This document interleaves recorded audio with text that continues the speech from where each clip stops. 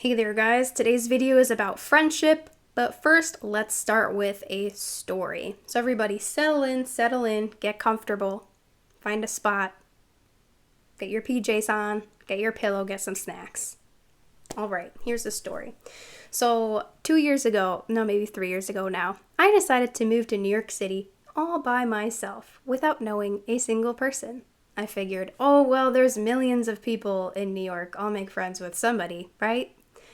But it didn't go exactly as planned. The fact is, I was overly optimistic about how easy it would be to make friends in a new city. The first 3 months were okay, because I was in a 3-month dance program at Broadway Dance Center, a very international place, which I did not take into account as I made friends.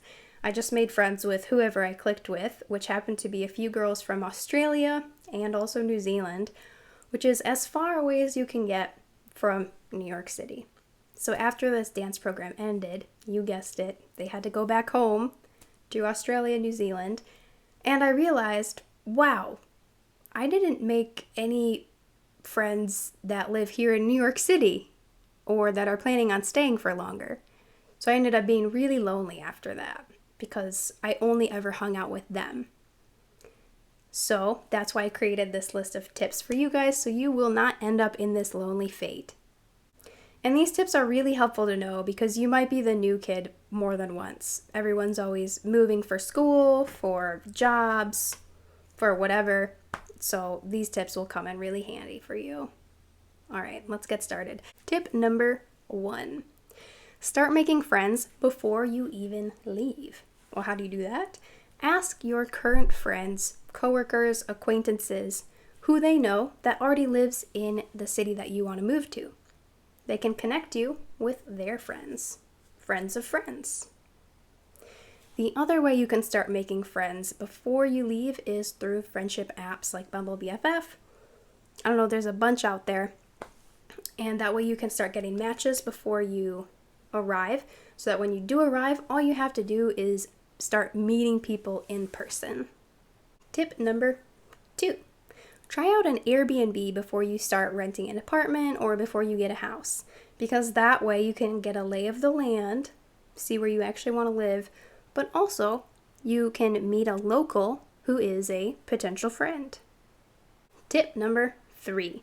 Join a class, club, or sports team purely for fun. This will give you a chance to meet new people with similar interests in a chill setting. Shoot for something that meets at least once a week because consistency is key when building new friendships. If you choose a club that meets only once a month, that's not really enough time for you to start meeting and developing relationships with people. So once a week or more is key. Tip number 4. Say yes to events that new acquaintances invite you to. For example, birthday parties or even work fundraisers, things like that. Because you'll get to know that friend a little better, but also meet their other friends that they already have. Friends of friends, once again. Tip number 5. Get a dog or become a dog walker and go to the same dog park each time. That way you can become friends with the other dog owners or dog walkers through your shared contacts. And also, let's be honest, dogs are people magnets. So you'll probably get a lot of people thinking your dog is so cute and wanting to pet it, and that's an opportunity for you to chat with them and become friends. Tip number 6. Become a regular at your local cafe or your grocery store. Even if you don't become friends with your baristas or cashiers, at least they'll be a friendly, familiar face that will make your new city or town feel like home. Or maybe unfriendly, familiar face. Either way, they'll be familiar. Plus, you might bump into other regulars at the cafe or grocery store, and those people can also become friends. You never know. This tip reminds me of another story, so settle in. You're probably already settled in. But anyway, I was at this cafe one time, and I was trying to decide what to get because they had so many different pastries. They had banana bread, brownies, cookies. So I was asking the cashier guy, what is in this banana bread? Because I wanted to check and make sure there's chocolate chips in there, you know? So I was asking him about all that. I was asking him about all the different drinks, and there was nobody behind me. So I wasn't wasting anyone's time, and the cashier guy was probably bored anyway. So finally, probably 10 or 15 minutes later, I decided on something, a latte and one of the pastries. Then I went into the corner to start reading my book. I was reading Maya Angelou, and about half an hour later, this guy that had been sitting next to the cashier, he was leaving, and he puts this little piece of paper on the table, doesn't say a thing, smiles, and then leaves. And on the little piece of paper, it says, "I found you really cute while you were navigating your latte order. If you're looking to meet someone new, aka me, Jim, send me a text." And then his phone number was on there. So if you become a regular at your local cafe, you never know what's going to happen. You might meet new friends, or you might get a date. So become a regular at your new cafe. Tip number 7, introduce yourself to your neighbors. Stop by, knock on their door, say, "Hey there, I just moved in next door." And maybe bring them some sort of little gift, like a houseplant. Everybody likes a good succulent. And if you notice that they have a little dog, now that you're a dog walker, you can say, "Hey, you know what? I'm right next door. If you ever need a dog walker or a dog sitter, I'd be happy to." Which gives you another reason to stay connected with them.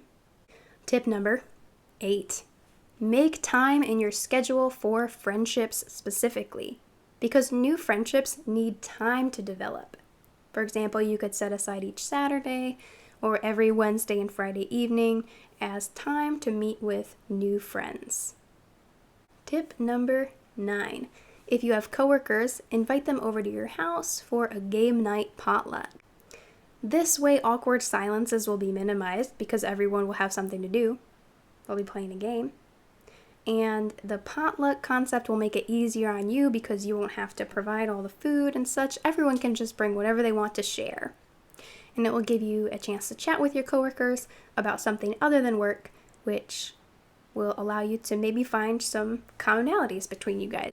Maybe you guys both like to play volleyball or something like that. So you could always become friends with your coworkers. And finally, tip number 10, stay in touch with your old friends. Sometimes it can take a while to find a new friend group. So while you're finding your new friends, it's always good to stay in touch with your old friends through old-fashioned phone calls or even sending letters. Okay guys, so in summary, you don't even have to wait until you're in your new city to start making potential friends.